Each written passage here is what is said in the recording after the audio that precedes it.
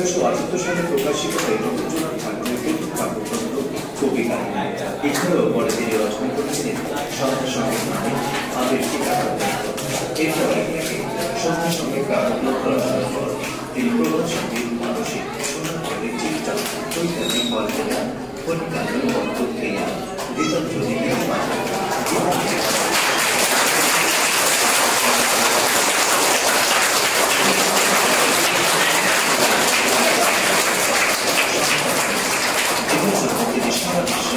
বিশাল জনপ্রিয়তা এই কাব্যগ্রন্থ তখন ব্রিটিশ সরকারকে নারী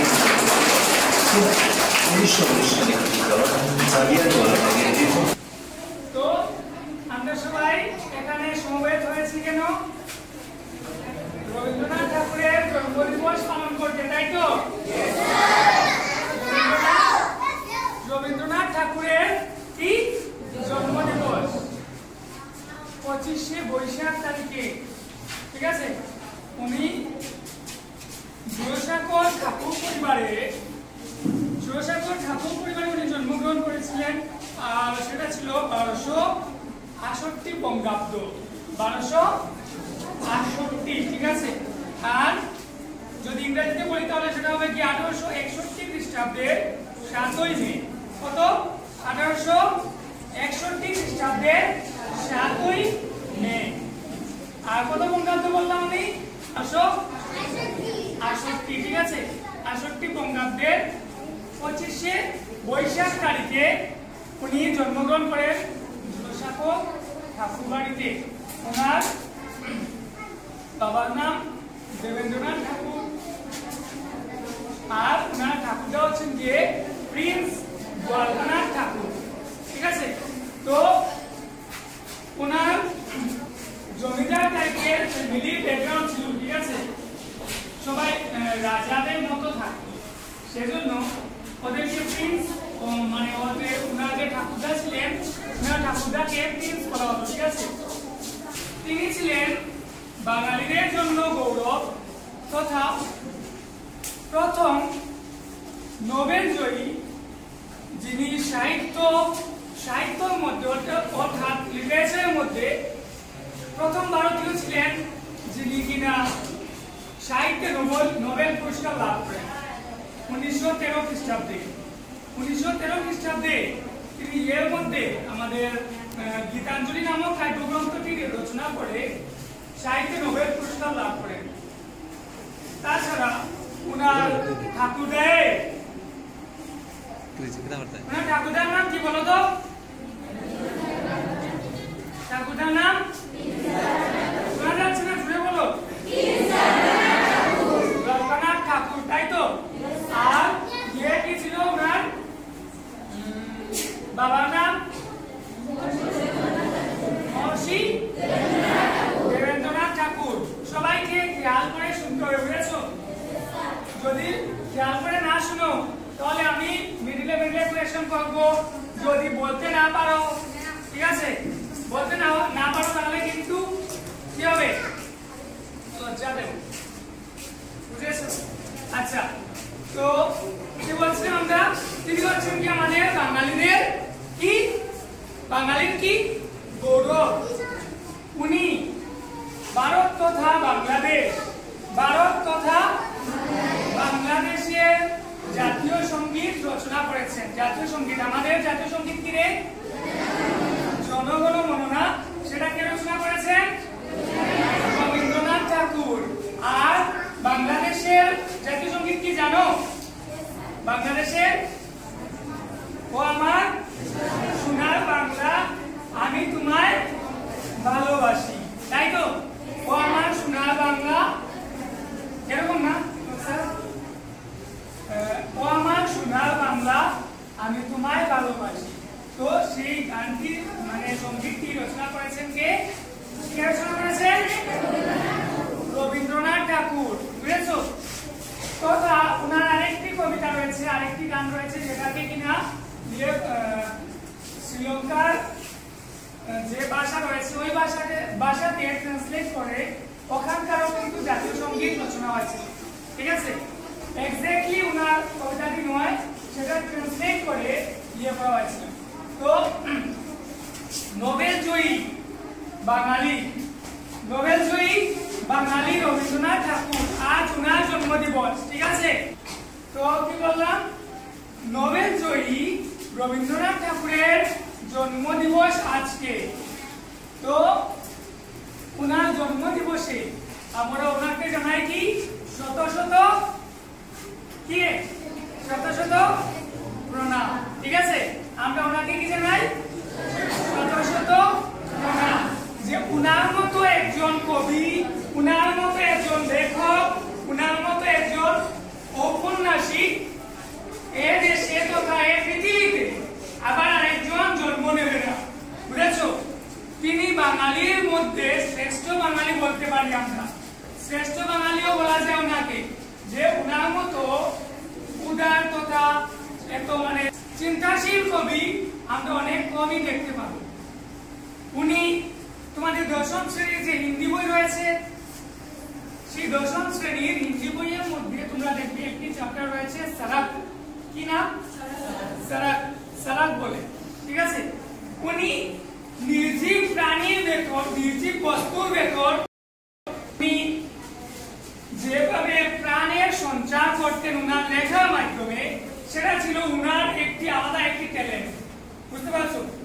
উনি সড়ককে দিয়ে এমন মানে একটি পাঠ বানিয়ে দিলেন যে সেটা পড়তে বোঝা যাচ্ছে যে সড়কেরও অনেক কি রয়েছে, মনের মধ্যে বেদনা রয়েছে। যদিও সেটা এক্স্যাক্টলি সড়ককে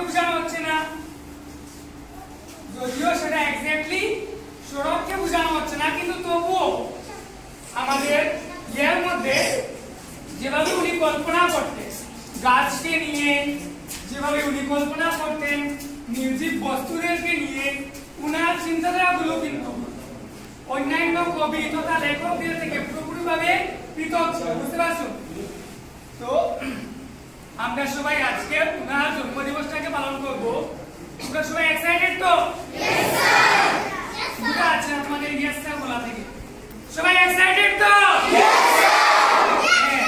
আমাদের রবি ঠাকুরের জন্মদিন আজ সেটাকে আমরা পালন করব আমরা অত্যন্ত উৎসাহ তথা আনন্দের সহিত। ঠিক আছে, আমি ইনভাইট করব আমার সকল ইয়েদেরকে, শিক্ষক শিক্ষয়িত্রীদেরকে, আসুন আমরা সবাই মিলে এই গানটি, উদ্বোধনী গানটি পরিবেশন করবো। ঠিক আছে, চলে আসুন।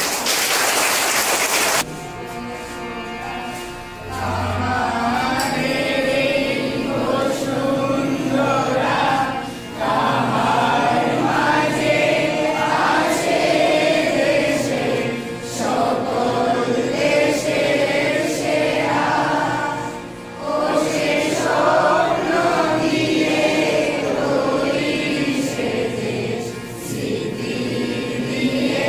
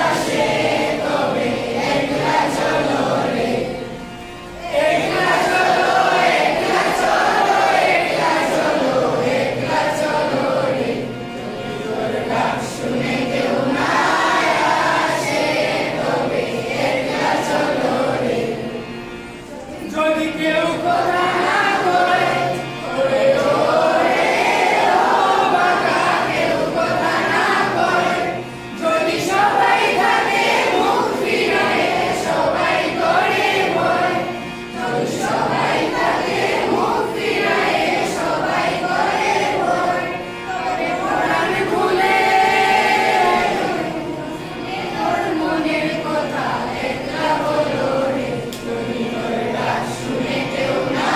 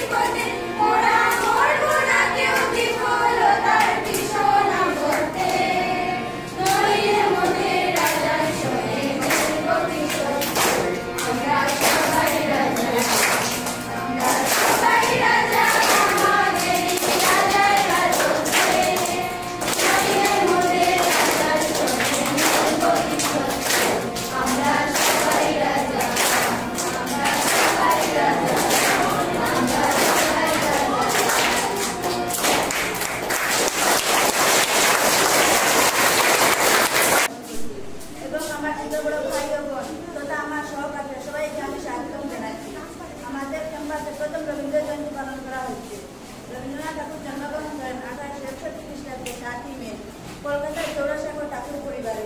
বাংলা 1268 বঙ্গাব্দে 25শে বৈশাখ। তিনি পিতামাতার 14তম সন্তান এবং 8তম পুত্র। তার পিতার নাম মহর্ষি দেবেন্দ্রনাথ ঠাকুর এবং তার মাতার নাম সারদা দেবী এবং তার দাদার নাম তিনি দ্বারকানাথ ঠাকুর। তার পিতামহ তিনি দ্বারকানাথ ঠাকুর রাজা রামমোহন রায়ের সাথে যৌথ ব্রাহ্ম সমাজ। চন্দ্রকুমারী দেবী রবীন্দ্রনাথের বোন। 1877 খ্রিস্টাব্দে তিনি পত্রিকা লেখালেখি শুরু করেন 16 বছর বয়সে। 1878 খ্রিস্টাব্দে তিনি ব্যারিস্টারি পড়ার জন্য বিলেত যান 17 বছর বয়সে। 1879 খ্রিস্টাব্দে তিনি ব্যারিস্টারি পড়া সম্পূর্ণ রেখে ফিরে আসেন 18.5 বছর বয়সে। 1883 খ্রিস্টাব্দে রবীন্দ্রনাথ ঠাকুর মৃণালিনী দেবীকে বিয়ে করেন 22 বছর বয়সে। মৃণালিনী দেবীর আসল নাম হচ্ছে ভবতারিণী দেবী। 1913 খ্রিস্টাব্দে রবীন্দ্রনাথ ঠাকুর গীতাঞ্জলি কাব্যগ্রন্থ নোবেল পুরস্কার লাভ করেন। মৃণালিনী দেবী মারা যান 1902 খ্রিস্টাব্দে। রবীন্দ্রনাথ ঠাকুর মারা যান 1941 খ্রিস্টাব্দের 7ই আগস্ট। বাংলা 1348 বঙ্গাব্দে 22শে শ্রাবণ।